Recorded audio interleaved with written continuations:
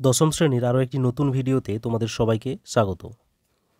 আজকে আমাদের টপিক হলো থাইরয়েড স্টিমুলেটিং হরমোন, যেটাকে সংক্ষেপে টিএসএইচ লেখা হয়।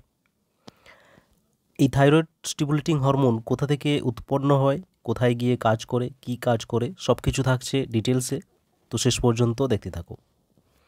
দেখো, এই থাইরয়েড স্টিমুলেটিং হরমোন, এটা উৎসটা কোথায়? এর উৎস হচ্ছে পিটুইটারি গ্রন্থি যে আছে আমাদের। অগ্রপিটুইটারির কথা এর আগেও বলেছি। অগ্রপিটুইটারি, পশ্চাৎ পিটুইটারি ও মধ্য পিটুইটারি থাকে। তার মধ্যে এটা অগ্রপিটুইটারি থেকে ক্ষরিত হয়।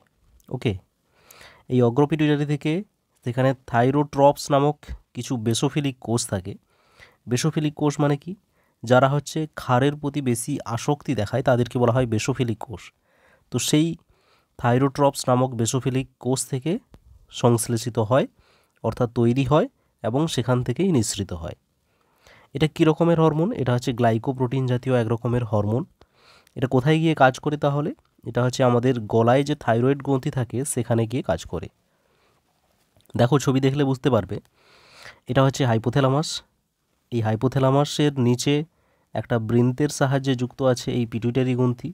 পিটুইটারি গ্রন্থির এই সামনের দিকেরটাকে বলা হচ্ছে অগ্রপিটুইটারি, মিডিলের দিকেরটাকে মধ্য পিটুইটারি, আর পেছনের দিকেরটা পশ্চাৎ পিটুইটারি। তো এই অগ্রপিটুইটারি থেকেই টিএসএইচ ক্ষরিত হয়। দিয়ে এটা কোথায় গিয়ে কাজ করছে? আমাদের গলায় যে থাকে থাইরয়েড গ্রন্থি সেখানে গিয়ে কাজ করছে। ওকে, তো থাইরয়েড গ্রন্থিতে গিয়ে কি কাজ করে? দেখো, থাইরয়েড গ্রন্থির বৃদ্ধিকে নিয়ন্ত্রণ করে। প্রথমত কি করবে? থাইরয়েড গ্রন্থির যে স্বাভাবিক বৃদ্ধি বিকাশ সেটাকে কিন্তু নিয়ন্ত্রণ করে।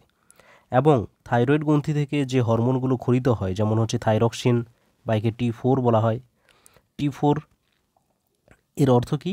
এর অর্থ হচ্ছে টেট্রা আয়োডো থাইরোনিন।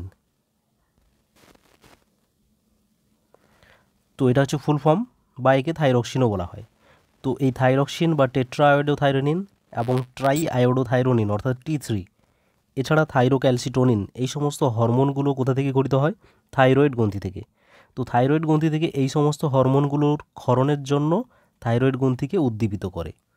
ওকে, এই কাজগুলো হচ্ছে টিএসএইচের কাজ। দেখো, তার এখানে থাইরয়েড গ্রন্থি আছে, এখান থেকে এই যে T3, T4 এবং ক্যালসিটোনিন বা থাইরোক্যালসিটোনিন, এই হরমোনগুলোকে ক্ষরণ করতে সাহায্য করে এই টিএসএইচ।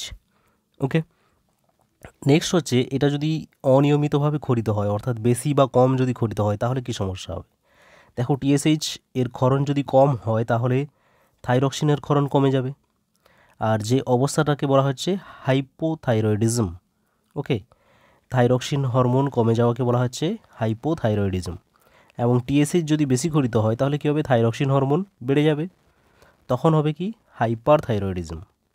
ওকে, তো এই হাইপার থাইরয়েডিজম হলে এক প্রকার গলগণ্ড বা গয়টার রোগ হয়, সেটাকে বলা হয় বহিচক্ষু গলগণ্ড বা এক্সোপথ্যালমিক গয়টার বা গ্রেভস ডিজিজ বলা হয়। এই রোগটা সম্পর্কে পরের ভিডিওতে ডিটেলসে আলোচনা করব। তো এই সমস্যাগুলো হয় অনিয়মিত ক্ষরণের ফলে।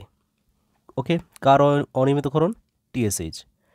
আর এই টিএসএইচ এবং থাইরক্সিন এবং টিআরএইচ, এটার সম্পর্কিত একটা ফিডব্যাক পদ্ধতি আছে। ফিডব্যাক পদ্ধতি, এই ফিডব্যাক পদ্ধতির ডিটেলসে আলোচনা করা আছে। আমাদের হাইপোথ্যালামাসে টিআরএইচ ক্ষরিত হয়, সেটা উদ্দীপিত করে টিএসএইচকে, আবার টিএসএইচ উদ্দীপিত করে T4 বা থাইরক্সিনকে। তো এটা কিভাবে পজিটিভ ফিডব্যাক আর নেগেটিভ ফিডব্যাকের মাধ্যমে হয় সেটা কিন্তু তোমরা অবশ্যই আমার ভিডিওতে বাকি যে ভিডিওগুলো আছে সেখানে দেখে নিও। ওকে, দিলে তোমাদের কিন্তু ক্লিয়ার হয়ে যাবে। আর পরের ভিডিওতে আসছি এই গলগণ্ড রোগটা নিয়ে। ভালো থেকো, পড়তে থাকো, অল দ্য বেস্ট।